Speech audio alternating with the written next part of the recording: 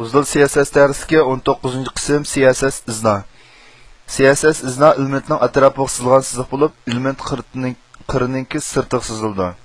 Asosliq elementni ta'kidlab ko'rsatish rolini o'taydi. CSSdagi outline xarakteri elementning izna uslubi, rangi va tomliqini belgilaydi. Masalan, bu bir iznaga nisbatan oddiy misol ma'vu. Qizil rangda ko'rilgani ama elementdagi qiri. Hamda bu qirining sirtida ko'k rang chekit holatda, yeshil rang chekit holatda ko'ringani dal buningki iznasi bo'ladi.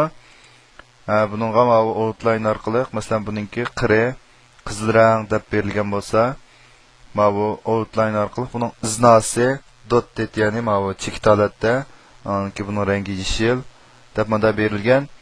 Maxil qiymat berish shakli bilan maxil holatdagi qiymat berish shakli ikkisiniki bu qiymat jihatdan o'pma o'xshash. Bu outline orqali bevosita buning rangi, buning tipi, bu tomliqi qatorliq uch nimasiga aniqlik berib o'tgan. Anki men askartishda deyilgandek cho'qim biz izlanishga vaqtimizda doctype, ya'ni hujjat tipi cho'qim belgilangan bo'lishi kerak. Ham shunaqla to'van bo'lganda Internet Explorer 8 yoki undan yuqori nashrdagi tor ko'rgishlardan uniki unumini normal ko'rildi. Aniki hozir ko'rib o'tgandek outline style, outline color, outline wise xarakter, uch xarakter orqali uniki uslub, rang, tomliqini belgilaymiz. Ammo bu izna uslublarini ko'rib baqsaq tövəndə, masalan, qaraydigan bo'lsak, mana o'xshamagan holatdagi bunda izna uslublari berilgan.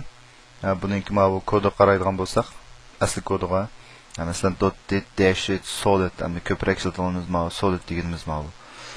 Ammo taq siziqliq holatdagisi, aniki double qo'sh siziq, groove, right, inset, offset qatorliq shu ko'pligan izna uslublari bor.